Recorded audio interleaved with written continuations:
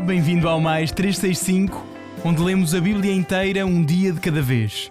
É um caminho diário e grande, onde temos vindo a perceber que a Bíblia tem tudo a ver connosco. Ao longo de 365 dias, vamos do Gênesis ao Apocalipse, usando a tradução da Difusora Bíblica e descobrindo como a história da salvação ilumina a nossa própria história ainda hoje.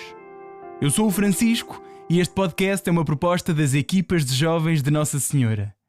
Hoje é o dia 66, estamos no período do deserto e vamos ouvir Números 17, Deuteronômio 17 e 18 e Salmo 98.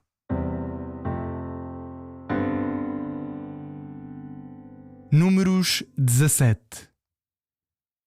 O Senhor falou a Moisés.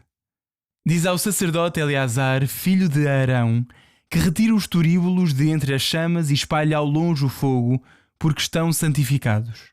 Com os turíbulos desses que pecaram e perderam a vida, fazei lâminas de metal batido para o altar, pois sendo apresentadas diante do Senhor, serão santificadas e ficarão como sinal para os filhos de Israel. Tomou o sacerdote Eleazar os turíbulos de bronze que tinham apresentado os que foram queimados e transformaram-nos em lâminas de metal batido para o altar. Isto é um memorial para os filhos de Israel, razão pela qual nenhum homem estranho que não seja da descendência de Arão se deve aproximar para oferecer incenso diante do Senhor, para que não lhe suceda como a Coré e ao seu grupo, quando o Senhor lhe falou por meio de Moisés. No dia seguinte, toda a Assembleia dos filhos de Israel murmurou contra Moisés e Arão, dizendo: Vós matastes o povo do Senhor. Ora, aconteceu que, ao reunir-se a Assembleia contra Moisés e contra Arão, eles se voltaram para a tenda da reunião, e eis que a nuvem a cobriu aparecendo a glória do Senhor. Moisés e Arão foram para diante da tenda da reunião. O Senhor disse a Moisés: Afastai-vos do meio dessa Assembleia, e eu os exterminarei num momento. Mas eles caíram de face por terra. E Moisés disse a Arão: Toma o turíbulo, deita nele fogo do altar e põe incenso. Vai depressa para o meio da Assembleia e faz expiação por eles, porque se desencadeou a ira do Senhor. O flagelo começa. Fez a Arão como dissera Moisés, correndo para o meio da comunidade, e eis que começou o flagelo contra o povo. Ele pôs o incenso e fez expiação pelo povo. Interpôs-se entre os mortos e os vivos, e a calamidade cessou. Morreram na praga 14.700, além dos que tinham morrido por causa da palavra de Coré. Arão voltou para junto de Moisés à entrada da tenda da reunião, e a calamidade cessou. O Senhor disse a Moisés: Fala aos filhos de Israel e toma deles uma vara por casa patriarcal, de todos os seus príncipes pelas suas casas patriarcais, 12 varas. Escreverás o nome de cada um na sua vara. Escreverás o nome de Arão na vara de Levi, porque só haverá uma vara para cada chefe de casa patriarcal. Depositá-la-ás na tenda da reunião, diante do testemunho onde eu me revelo a vós. Florescerá então a vara do homem que eu escolher, e farei desaparecer da minha frente as murmurações que os filhos de Israel fizeram contra vós. Moisés falou aos filhos de Israel, e todos os seus príncipes lhe deram uma vara por cada príncipe, um príncipe por cada casa patriarcal, 12 varas. A vara de Arão estava no meio de todas as varas. Moisés depositou as varas diante do Senhor na tenda do testemunho. Aconteceu no dia seguinte que, voltando Moisés à tenda do testemunho, eis que tinha florido a vara de Arão da casa de Levi. Germinara um botão, desabrochara em flores e fizera amadurecer amêndoas.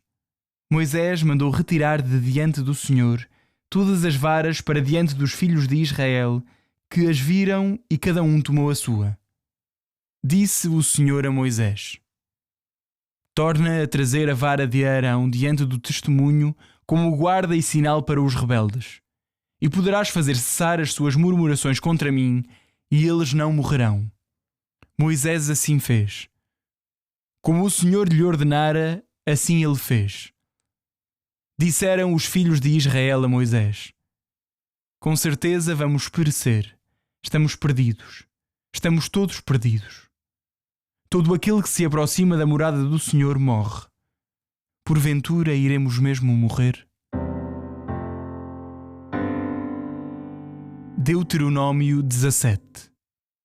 Não imolarás ao Senhor teu Deus touro e ovelha que tenham qualquer tara ou defeito, porque isso é uma abominação aos olhos do Senhor teu Deus. Quando se encontrar no meio de vós uma das cidades que te dará o Senhor teu Deus, um homem ou uma mulher que faça o que é mal aos olhos do Senhor teu Deus, violando a sua aliança, indo servir a outros deuses e prostrar-se diante deles, ou diante do sol ou da lua, ou do que quer que seja do exército celeste, o que eu não mandei, logo que te for dado a conhecer e o ouvires, procederás a minucioso inquérito. Se for verdade provada que esta abominação foi cometida em Israel, farás conduzir às portas da cidade o homem ou a mulher culpados de um tal crime e apedrejá-los-ás até que morram. Sob o depoimento de 2 ou 3 testemunhas será executado. Mas não poderá ser executado com o depoimento de uma só testemunha. As mãos das testemunhas serão as primeiras a levantar-se contra ele para lhe dar a morte, e por último as mãos do povo. Assim extirparás o mal do meio de ti. Quando aparecer um caso difícil de julgar, de assassinato, litígio, ferimento, processos de disputa na tua cidade, deves dirigir-te ao lugar que o Senhor teu Deus tiver escolhido para si. Irás ter com os sacerdotes levíticos e com o juiz em exercício nessa altura. Consultá-los-ás e eles te esclarecerão sobre a sentença a dar. Agirás então de acordo com a decisão que eles te comunicarem no lugar escolhido pelo Senhor e terás o cuidado de te conformares com as suas instruções. Procederás segundo as instruções que te derem e segundo a sentença que te ditarem, sem te afastares do seu parecer, nem para a direita, nem para a esquerda. Aquele que agir com insolência, não escutando o sacerdote que ali estiver ao serviço do Senhor teu Deus, ou o juiz, esse homem será punido de morte. Assim extirparás o mal do meio de Israel. Então todo o povo o saberá e temerá, e não voltará a incorrer em tal insolência. Quando tiverdes entrado na terra que o Senhor teu Deus te há de dar, e dela tomares posse e ali te instalares, se então disseres: queremos estabelecer sobre nós um rei como o têm todos os povos que nos rodeiam, deves estabelecer acima de vós o rei que o Senhor teu Deus tiver escolhido de entre os teus irmãos. Não poderás escolher para rei um estrangeiro que não seja vosso irmão. Todavia, que esse rei não procure ter grande número de cavalos e não reconduza o povo ao Egito para conseguir mais cavalos, porque o Senhor ordenou-vos que não voltasseis mais a seguir por esse caminho.